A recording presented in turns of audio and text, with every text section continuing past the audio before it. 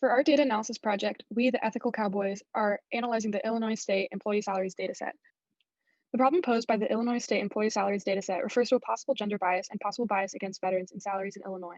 The dataset consists of 15 columns with very personal data, including name, birth date, zip code, salary, hourly wage, and veteran status. The data was recorded from 2011 to the present. In our project, we will be analyzing the privacy, causality, and fairness of the data. First, we wanted to analyze our dataset for a possible causal relationship between veteran status and salary, as well as gender and salary.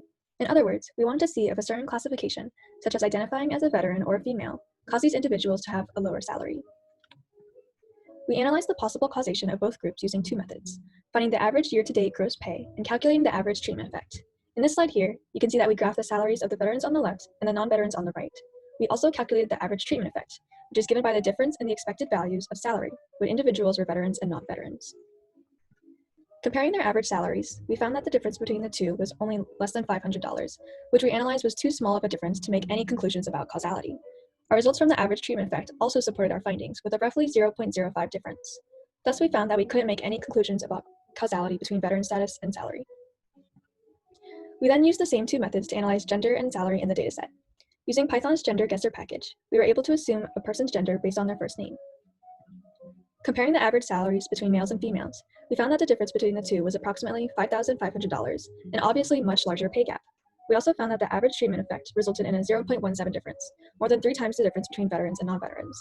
These results show that there does seem to be more conclusive evidence for causality between gender and salary. Another approach we took to this data was analyzing its privacy, asking ourselves, is this data vulnerable? Is it private? In order to do this, I took on the role of a privacy attacker. I used the gender guesser package in Python to determine the gender of each of the employees in the dataset based on their first name. After getting this information, I calculated the pay gap of males against females within this Illinois dataset. And I found that the dataset has about a 9.1% pay gap between men and women. Keep in mind, this is from 2011 to present. Now, names that the gender guesser couldn't really find an accurate conclusion for, whether it be just an ambiguous name or a very gender neutral name, were not included in the calculation for pay gap. I then decided to ask myself, how can we make this data more private? Now, given that each person in this dataset has 15 attributes, I tried to make the data too anonymous. I found that 12 of the 15 attributes would have to be removed from the dataset in order for it to be too anonymous. This includes sensitive information like employee's name, their salary, their position, their employment status, and many other. This left us with only 3 columns: the year, collective or merit, and whether or not they're a military veteran. None of this information is sensitive, and now it is anonymous, but we can't really make any meaningful analysis based on just these columns. In analyzing fairness, we are tasked to answer the questions: is the state of Illinois biased against veterans? Is salary a reflection of this supposed bias?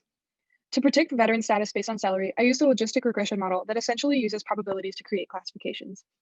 After splitting the data into training and testing subsets, the model predicted a non-veteran status across the board, predicting solely off salary.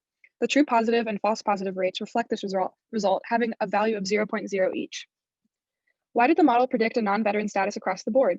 The explanation is twofold. The difference in average salary for veterans and non-veterans is small, less than $500. Also, non-veterans make up a huge majority of the individuals in the dataset, with only 13% of individuals being veterans. Some issues with analyzing this data through a fairness lens is that the data doesn't allow us to speculate on the qualification of individuals, so we can't make conclusions about whether the data exhibits demographic, equalized odds, or predictive parity. Moreover, we can't use an analysis of fairness towards veterans and non-veterans to make any sort of conclusions about the dataset. Looking at our data analysis, we found that in addition to the issues in our fairness measurements stated previously, a limitation of our analysis is that the data is only representing a fraction of one state's population, so our dataset may be too specific to make any generalizations about our findings.